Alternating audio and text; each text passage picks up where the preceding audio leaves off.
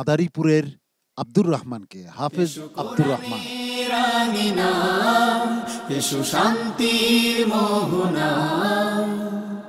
السلام عليكم ورحمة الله وبركاته. وعليكم السلام ورحمة الله وبركاته.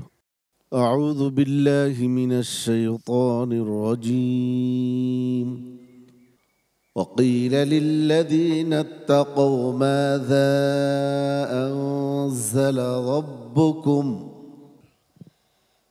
أعوذ بالله من الشيطان الرجيم. بسم الله الرحمن الرحيم. وقيل للذين اتقوا ماذا أنزل ربكم قالوا خيرا للذين أحسنوا في هذه الدنيا حسنة ولدار الآخرة خير ولنعم دار المتقين.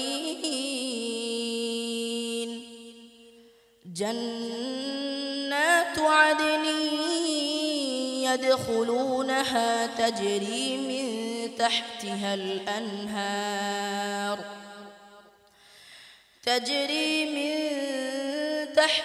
الأنهار لهم فيها ما يشاءون كذلك يجزي الله المتقين. الذين تتوفاهم الملائكة طيبين يقولون سلام عليكم ادخلوا الجنة بما كنتم تعملون. هل ينظرون إلا أن تأتيهم الملائكة أو يأتي أمر ربك كذلك فعل الذين من قبلهم وما ظلمهم الله ولكن كانوا أنفسهم يظلمون. فأصابهم سيئات ما عملوا وحاق بهم ما كانوا به يستهزئون. وقال الذين أشركوا لو شاء الله ما عبدنا من دونه من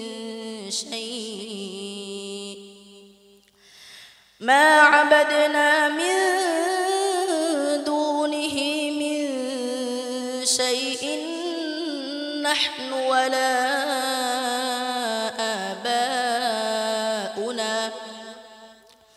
نحن ولا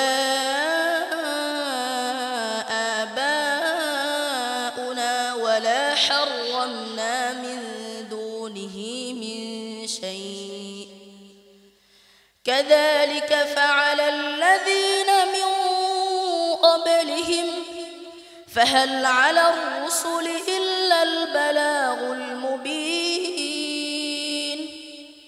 ولقد بعثنا في كل أمة رسولا أن يعبدوا الله واجتنبوا الطاغوت. حسبك. صدق الله مولانا العظيم. মাশাআল্লাহ, চমৎকারভাবে শুনছিলাম আব্দুর রহমানের তেলাওয়াত। তোমার তেলাওয়াত কেমন হলো জেনে আসি হাফেজ মাওলানা আবু ইউসুফ সাহেবের কাছ থেকে। আমার মনে হয় যে গলার কারণে সে তো ভালো পড়ে, কিন্তু আজকে তোমার কেমন একটা অবস্থা যে খুব কষ্ট করে তুমি পড়তেছো, খুব জোর করে। হ্যাঁ, তো খেয়াল রাখবে, আর গলার প্রতিও খেয়াল রাখবে, পড়ার প্রতিও তোমার আরো যত্ন করতে হবে। ওকে বাবা?